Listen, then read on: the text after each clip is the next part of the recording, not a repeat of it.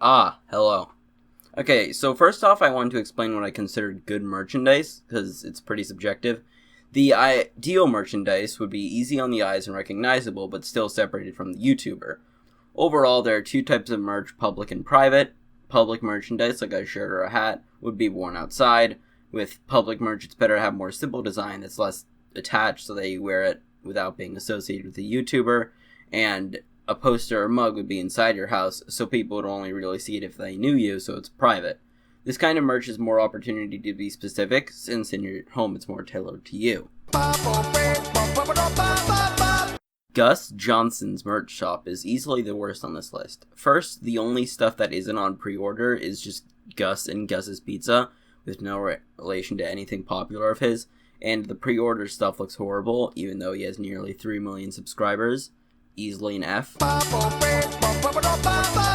Now, I understand that DaftPina's modern content is usually just negative commentaries on YouTubers, so he doesn't get much chance for his own gags or personality, but his merch is just really bad.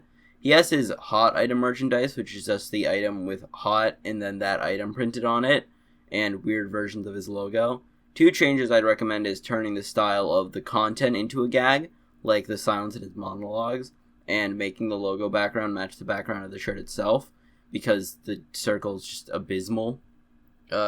He gets a D. It's a D. So, honestly, LS Mark had the most potential in my eyes. His content doesn't include many running gags, but why is it just shapes? I'm being serious. He has 3 items on his merch shop that aren't just shapes. You can't claim shapes. Just no. See? So, Danny probably puts the most effort into his merch shop since it's always getting new stuff. Danny's main motif is Greg, which is what he calls his fans. Since his fans are the one buying the merchandise, it makes sense that they'd be buying Greg. Aside from the obvious fact that the shirt literally just says Greg. But there's plenty of variety in the colors, but the rest of the shop is pretty bland except this shirt.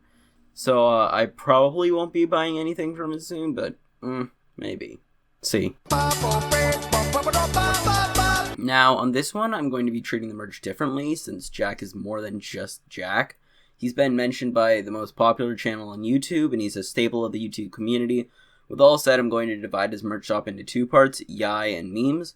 For Yai, it's just Yai on different things, sometimes sporting Yai colors. This one is more up to interpretation, since not everyone likes Yai, but I personally wouldn't buy it. Now, on the other hand, the meme shirts are really good.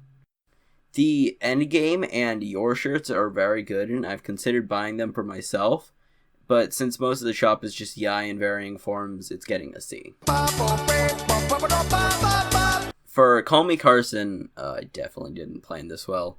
For being such a popular channel, I really wasn't expecting such an odd idea. Carson has made Supreme, but with pool halls, and it's less bad. It's really out of left field how serious the merch is. It's like Yai, just different ways of having pool hall and apparel. But while Yai is recognizable when attached, pool hall is the exact opposite. If I were to buy these, I wouldn't wear it, I'd hang it on my wall. B. For Eddy Burback, it's just another sub-brand. Yikes. It's just Yai again. The shirt is marketed more towards outsiders, though. The birth of it was when Eddie held up a sign saying it, and it's not that bad of an idea for merch. A giant yikes sign sounds pretty cool. Hang it, hold it up, maybe get rope involved. While you're figuring out why my mic just hit a 0, B for brand reach. Okay, so Drew Gooden kinda hit the nail on the head for what I'd consider good merch.